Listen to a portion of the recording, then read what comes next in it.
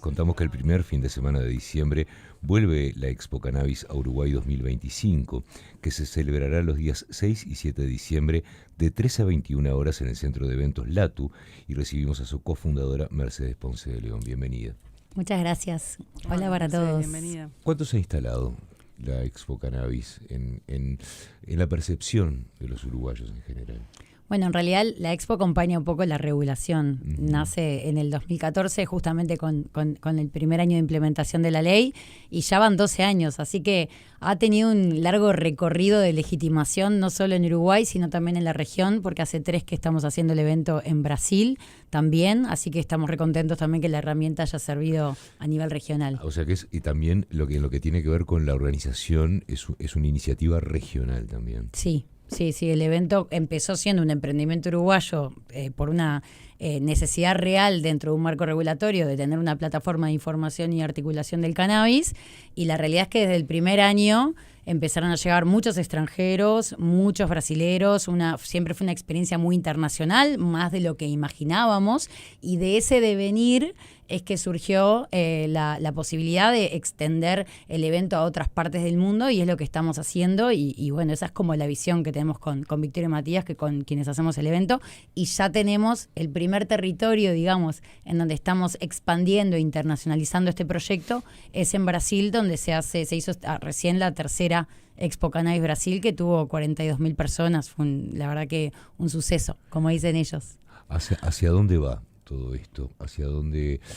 Obviamente a veces pasa que cuando hablamos de cuestiones que en su momento quizás hasta fueron más polémicas que en los momentos en el tiempo que estamos viviendo ahora, a pesar de que seguramente sigue teniendo su componente de polémica, cuando uno es inteligente y tiene paciencia, se propone metas a largo plazo en lo que tiene que ver con ciertas temáticas o con ciertas tendencias o con ciertas iniciativas.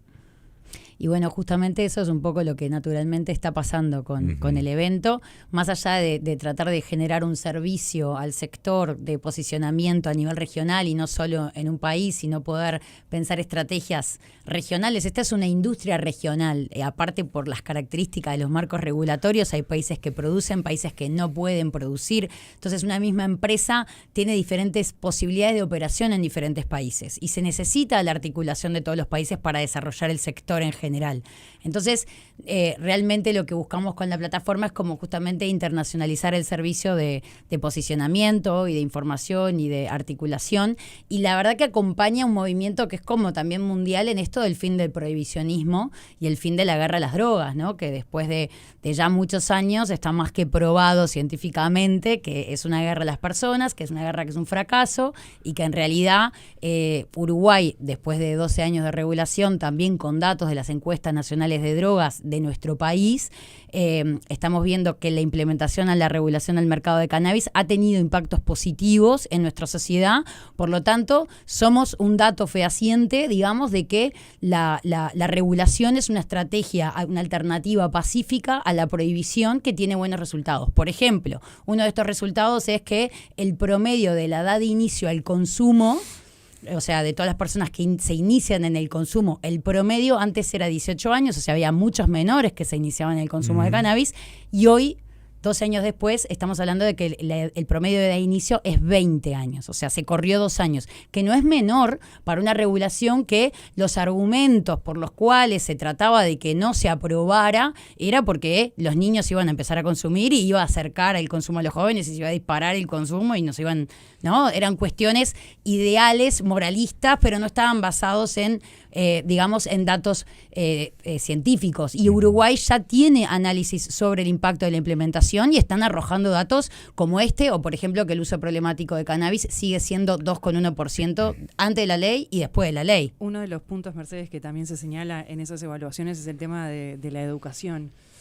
que se pone en el debe todavía, de la falta de campañas, más allá de lo que hace la Expo, que me parece quizás más de nicho, más de las personas que están en el tema o les interesa por distintos puntos, no tanto para consumo recreativo, sino para todo lo que se puede hacer con en lo material, ¿verdad? Y todas las cosas, las actividades conexas que hay, pero una campaña informativa o algo que sea información para la población en general, como para poder aclarar algunos puntos. ¿Ese se evalúa que sigue siendo un debe? ¿Vos qué mirada tenés con eso? Bueno, yo creo que obviamente la educación es una base en todo. Nuestro país tiene una crisis educativa, no solo en este tema, en un montón de otras cosas. Pero a lo que voy es que han habido campañas, y más allá de las campañas en sí que pueda generar a nivel institucional, ¿no? Como las hay, porque las campañas están y han habido. Creo que lo importante de esto es el tema educativo también en casa, ¿no? El hecho de salir de un tema tabú. O sea, como sociedad no estamos preparados tampoco para tratar este tema, para tratar temas que tienen que ver con sustancias, con temas complejos, con temas de salud, con temas de adicciones, con temas que son tabú y que es importante empezar a analizar. Y para empezar a analizar es importante, por ejemplo, divulgar estos temas. Y la educación en un país no es solo el sistema educativo o el Estado, también es todos. Estamos acá educando, ustedes como medio de comunicación también le dan difusión a ciertas temáticas que es importante. Nosotros como, digamos, proyecto del nicho estamos tratando de ofrecer una plataforma de información sobre este tema, no solo para hablar del tema de los riesgos que tiene, obviamente porque el evento también apunta a eso y hay, por ejemplo, conferencias de toxicólogos como el doctor Pascale, que va a estar dando una conferencia sobre toxicología del cannabis, sino que podamos también ampliar el espectro, ¿no? O sea, con esta materia prima como la planta de cannabis se puede generar papel, se pueden generar ropa, se pueden generar biocombustibles, tantas cosas que por eso se habla de eso en esta expo, forma parte. Sí, y no solo. Porque es un tema muy interesante también. Sí, claro, ¿no? sí, sin duda. Se habla de esto en esta expo y no solo de cannabis, vamos a hablar también y vamos a empezar a integrar otros temas porque nuestra comunidad también está empezando a investigar en otros temas, por ejemplo, la interacción entre los cultivos, digamos, de hongos comestibles y de hongos en general con el cultivo de cannabis, porque son, digamos, conviven juntos, ¿no? Uno produce el CO2 que el otro necesita y así también la comunidad está muy cercana en ese sentido, así que no solo vamos a hablar de cannabis, sino también de biomateriales hechos con materias primas que vienen del micelio para hacer bloques también de construcción. Hemos trabajado mucho sobre el cáñamo y los chips de cáñamo y bloques de cáñamo para la construcción, pues es un material muy noble. También los hongos los estamos integrando a todo esto para poder seguir difundiendo información sobre materias primas renovables y que están disponibles en nuestro país y que es muy interesante poder promover el desarrollo científico y para eso hay que investigar. Y volviendo también a esto de la educación, la importancia de la academia, ¿no? La importancia de que en la Facultad de Medicina se hable de endocannabinología, que en la Facultad de Ciencias Agrarias y demás se pueda hablar de estas alternativas y estas materias primas y así como que es una responsabilidad de todos al fin y al cabo. Mercedes, una de las novedades de la feria de este año, de la Expo, es que los asistentes van a poder comprar plantines y semillas legalmente dentro del evento. Contanos un poco de esto porque es la primera vez que va a suceder. El año pasado ya se pudieron vender semillas, pero esta es la primera vez, claro, sí, el año pasado los plantines entonces llegó por un tema de tiempo, porque, o sea, el evento acompaña la regulación y bueno, el año pasado se empezaron a habilitar las licencias de semilleristas, que son empresas que pueden acceder a permisos para poder comercializar legalmente, digamos, las genéticas, las semillas, y también reproducirlas y vender los plantines. O sea, el plantín en realidad es la semilla germinada de alguna forma. Entonces, digamos, esquejes, cortes, ¿no? de las plantas. Entonces son las mismas genéticas, material genético. Que antes había como un agujero negro porque no había, digamos, empresas habilitadas y ahora sí. Y eso es novedoso porque la Expo no se podía posicionar a las empresas, pero no vender. Y ahora sí, por suerte, se van a poder vender semillas y los plantines, que es algo interesante porque si uno es cultivador, no le germinó la semilla o se va para afuera y quiere plantar en su casa de afuera o simplemente no tiene tiempo, que sepa que puede ir a la Expo y adquirir el plantín y ahorrarse toda esa etapa. ¿Se discute, Mercedes, en algún momento sobre una industria? Cuando te hablo del cannabis no estoy hablando solamente del recreativo, estoy hablando de todo lo que tú siempre has nombrado cada vez que nos has visitado, de todas las ramificaciones que tiene esta planta, de todas las posibilidades también. Tiene posibilidades industriales. A veces, bueno, la industria o las capacidades de exportar que puede llegar a tener un país también tienen que ver con la oportunidad, ¿no? Tienen que ver con la oportunidad, y no te digo de cambiar nuestra matriz productiva, pero sí se le puede agregar algo más. Y además de agregar algo más, uno siempre piensa que las cosas bien encaradas pueden dar posibilidades de trabajo también a muchas personas.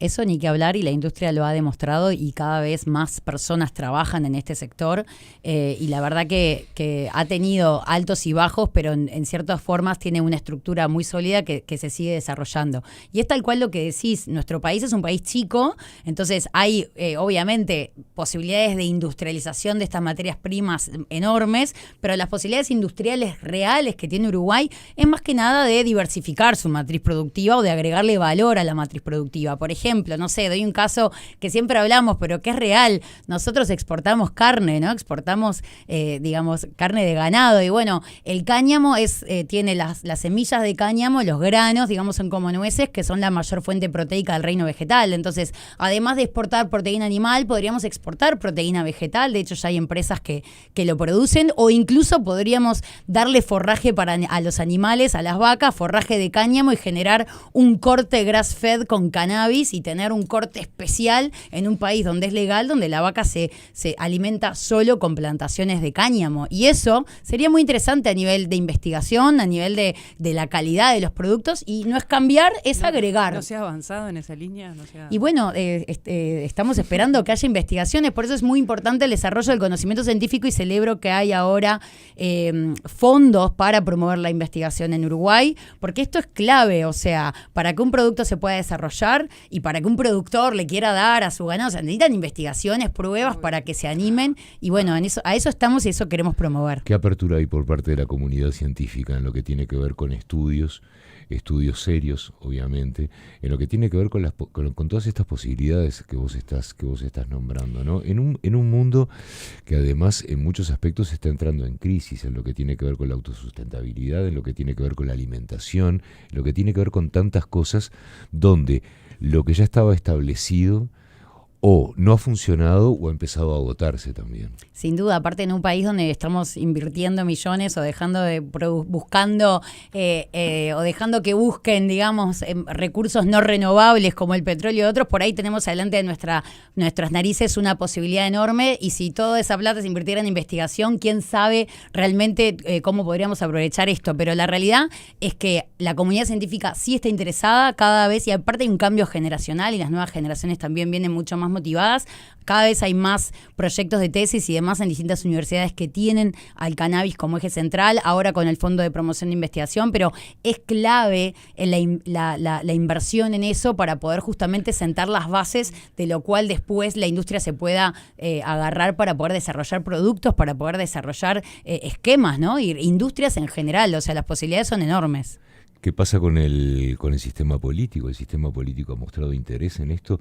Digo, más allá de que eso lo vas a contar tú, se le va a hacer un homenaje a José Mujica, como el impulsor de la legalización del cannabis aquí en nuestro país. Pero ¿qué es lo que pasa a la hora de estudiar este tema a nivel político, a nivel de darle justamente ese componente institucional, ese componente de interés estatal, de interés de Estado a todo esto?